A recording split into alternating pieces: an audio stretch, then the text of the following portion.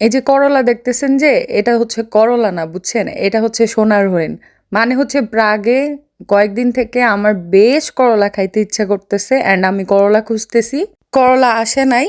তারপর সানডেতে আসছে, আমার জামাই যায় নাই, আমার জামাই বিজি ছিল, বলতেছে আজকে অফিস নাই, আজকে একটু রেস্ট নিই, সে যায় নাই অ্যান্ড করলা পায় নাই। যখন মানডেতে গেছে তখন করলা পায় নাই, মানে হচ্ছে 2 সপ্তাহ খোঁজার পরে এই 3টা করলা পাইছে। মানে আমার এত খাইতে ইচ্ছা করতেছে অ্যান্ড এটার এখনই একদম অভাব পড়ে গেছে পুরা প্রাগে। তখন হচ্ছে কি, এখন আমার কাছে এটা তো পুরা সোনার হরিণের মতো মনে হচ্ছে। মাই গড, এত রেয়ার। তারা দেশে আছেন, শুকর আলহামদুলিল্লাহ, তারা হচ্ছেন চাইলেই এরকম তাজা তাজা সবজি যখন যেটা চাচ্ছেন সেটা পেয়ে যাচ্ছেন, আমরা পাচ্ছি না। না পাচ্ছি তাজা মাছ, না পাচ্ছি তাজা সবজি।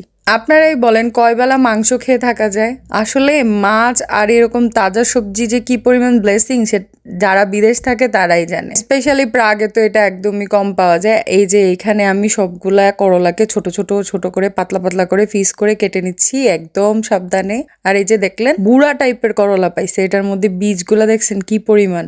জিন্দিগিতে কারো শুনছেন যে করলার ক্রেভিং হইতেছে? এখানে করলা পাওয়া যাচ্ছে না বিদায় মেবি আমার এত করলার ক্রেভিং হইতেছে, মানে এত করলা খাইতে মন চাচ্ছে।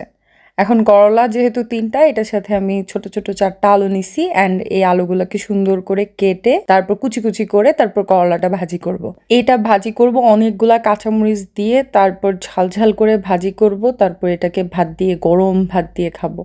করলা ভাজিটা সিম্পল অ্যাজ ইউজুয়াল, আপনারা সবাই যেভাবে করেন। আমি এখানে গরম তেলের মধ্যে আমি বেশি করে কাঁচামরিচ দিয়ে দিছি, তারপর হচ্ছে পেঁয়াজ দিয়ে দিয়েছি।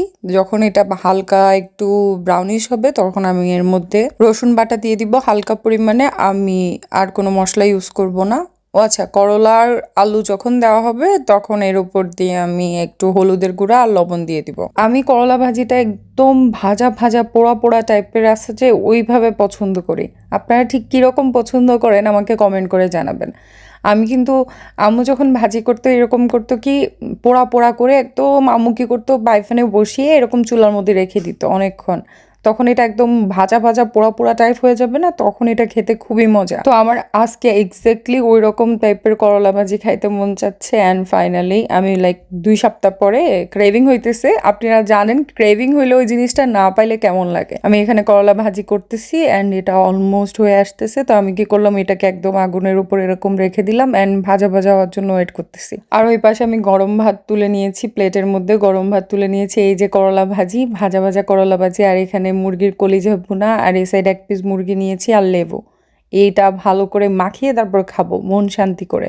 আমি এখানে একটা কথা অ্যাড করি, লেবুর সাথে করলা ভুনার যে করলা ভাজির যে কম্বিনেশনটা, এটা আমার খুবই খুবই পছন্দের। মানে হচ্ছে করলা ভাজি মাখিয়ে গরম ভাতের সাথে আর লেবু। আমার ওই যে সাইড ডিশগুলো কিন্তু লাগবে না, আমার কিন্তু মেইন ডিশই হচ্ছে করলা ভাজি। মানে পুরো প্লেট ভাতটা আমি এই করলা ভাজি দিয়ে সাবার করে ফেলতে পারবো, এটা আমার এতই প্রিয়। অনেকে করলা ভাজি দেখলে নাক নাক ছিটকায়, মনে করে যে এই তো তিতা একটা জিনিস কেমনে মানুষ খায়। বাট সত্যি আমার অনেক প্রিয়। সবার রুচি তো সেম হয় না, আমার কিন্তু খুবই প্রিয় একটা জিনিস হচ্ছে করলা ভাজি।